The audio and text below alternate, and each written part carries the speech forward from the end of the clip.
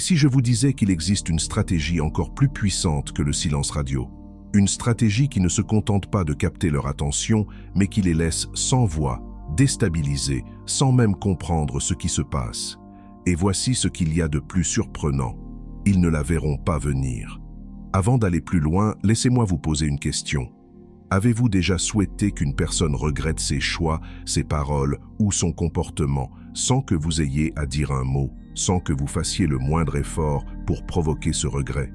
Si oui, restez bien attentifs, car ce que je vais partager avec vous pourrait bien transformer votre manière de vivre les relations et de gérer les conflits. Pendant longtemps, j'ai cru que la règle du silence radio était la solution ultime. Disparaître, se taire, attendre que l'autre ressente le vide de votre absence et revienne, penaud. Mais en réalité, que se passe-t-il quand vous vous taisez? Oui, ils le remarquent. Ils sentent un manque, un flottement. Mais très vite, ils passent à autre chose. La vie reprend son cours. Et soyons honnêtes, parfois on ne veut pas juste qu'ils avancent. On veut qu'ils regrettent. On veut qu'ils ressentent ce vide profondément, qu'ils soient confrontés à eux-mêmes. C'est ce qui me frustrait. J'étais piégé dans une attente silencieuse, impuissante. Jusqu'au jour où j'ai découvert une approche radicalement différente. Je suivais un enseignement sur la philosophie stoïcienne, et une simple leçon a bouleversé ma perception.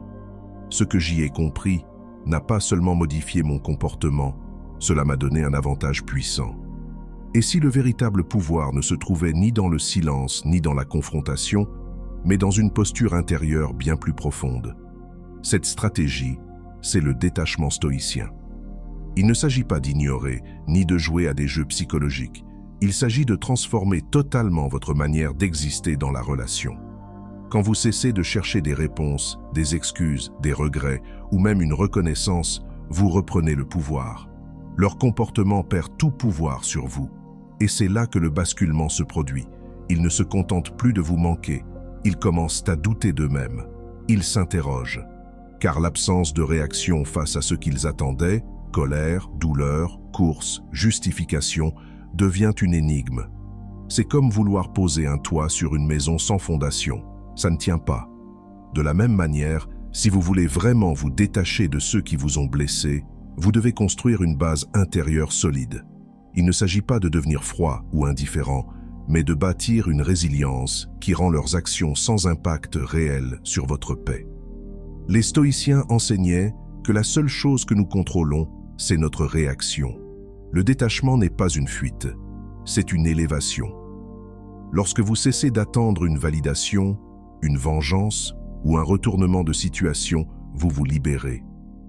Et voici le plus beau, ils le sentent, ils perçoivent ce changement subtil mais radical. Vous ne jouez plus leur jeu, vous n'êtes plus sur leur terrain émotionnel, et c'est là que tout bascule. Imaginez, vous vous réveillez demain et leur opinion sur vous ne vous atteint plus. Plus de jeu, plus d'attente, plus de frustration. Vous reprenez les rênes de votre paix intérieure. Ce n'est pas une victoire contre eux, c'est une victoire pour vous. Ce n'est pas manipuler leurs émotions, c'est maîtriser les vôtres. À partir du moment où leur comportement ne pèse plus rien sur votre état intérieur, tout commence à changer. Et le plus étonnant, c'est qu'ils ne comprendront pas tout de suite pourquoi. Ils verront que vous ne réagissez plus, que vous êtes calme, que vous êtes ailleurs. Ils seront désarçonnés. Et là, ils commenceront à douter, à se questionner, à retourner la situation dans tous les sens. Mais ce qui compte, ce n'est pas qu'ils reviennent ou qu'ils s'excusent. Le vrai changement, c'est que vous n'en avez plus besoin. C'est vous qui avez repris le pouvoir. Cette stratégie ne transforme pas seulement leur perception de vous, elle transforme la vôtre. Elle vous aide à vous voir autrement, plus fort, plus libre, plus aligné. Et c'est là que réside la véritable magie. C'est cette paix intérieure, cette stabilité émotionnelle qui rayonne et qui attire à vous des relations différentes, plus saines. C'est une nouvelle énergie, une nouvelle manière d'exister. Voici maintenant mon défi pour vous. Pendant une semaine, choisissez une situation qui vous pèse émotionnellement et appliquez le détachement stoïcien. Ne réagissez pas. Ne cherchez pas à corriger, à convaincre, à prouver. Laissez aller. Observez. Notez ce que vous ressentez, ce qui change. Vous verrez, c'est libérateur. Partagez en commentaire la situation qui vous épuise le plus en ce moment. Parlons-en et voyons ensemble comment la sagesse stoïcienne peut vous aider à retrouver votre centre. Et surtout, souvenez-vous, le stoïcisme n'est pas une posture froide ou arrogante. C'est un chemin vers la liberté intérieure. Ce n'est pas rabaisser les autres, c'est devenir inébranlable. Imaginez la force tranquille de quelqu'un que rien ne peut ébranler. Voilà ce que vous pouvez devenir. Et les autres le remarqueront, croyez-moi. Mais ce que personne ne vous dit, c'est que dès que vous sortez de leur drame, dès que vous refusez d'être un pion dans leur jeu, vous devenez le maître de votre propre vie.